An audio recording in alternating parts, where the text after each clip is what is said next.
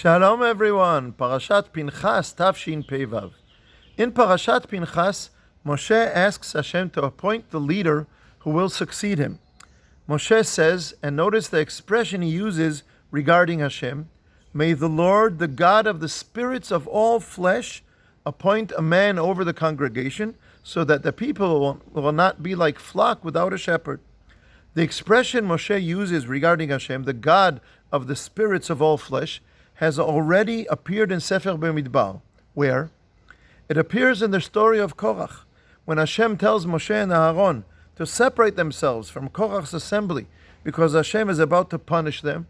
Moshe and Aaron respond, "The God of the spirits of all flesh," the same exact expression.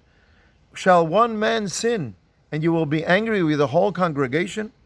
What is the common thread between these two passages in Parashat Korach and in Parashat Pinchas that explains why the same expression appears in both? In the story of Korach, the meaning is this: you are the one who gives the spirit to every human being. You know each person completely. You know who is leading Korach's rebellion against Hashem's command, and who has simply been swept along. People who didn't fully understand where events were heading. Maybe they were carried away by social pressure. Not everyone should receive the same judgment. The leaders of the rebellion against Hashem's command should face the full measure of Hashem's strict judgment, midat adin, not the entire congregation. And Hashem says, you're right. Hashem distinguishes between those who must be judged strictly and those who should not. Now let us return from Korach to Parashat Pinchas. Within Am Yisrael there are many kinds of leaders, each of whom may be an outstanding leader in a particular sphere. Some excel in military leadership or organizational leadership. Others are exceptional Torah or moral leaders.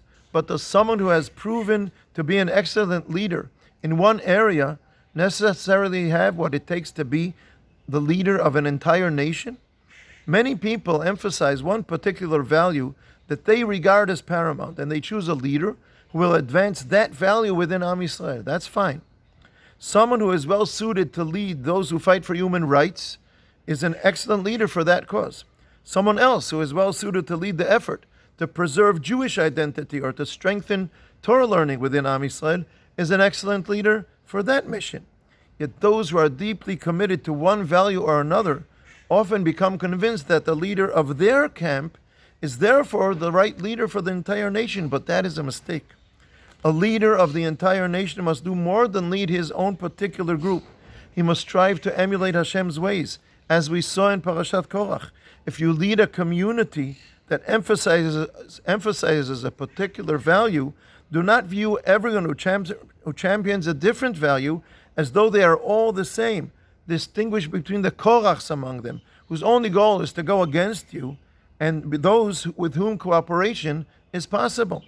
Moshe says to Hashem, the God of the spirits of all flesh, the leader of the nation must understand the spirit of every group within the nation. He must be someone who can recognize the strengths of every individual and every community, as well as their weaknesses, so that he can cultivate and strengthen the good that exists throughout the entire nation.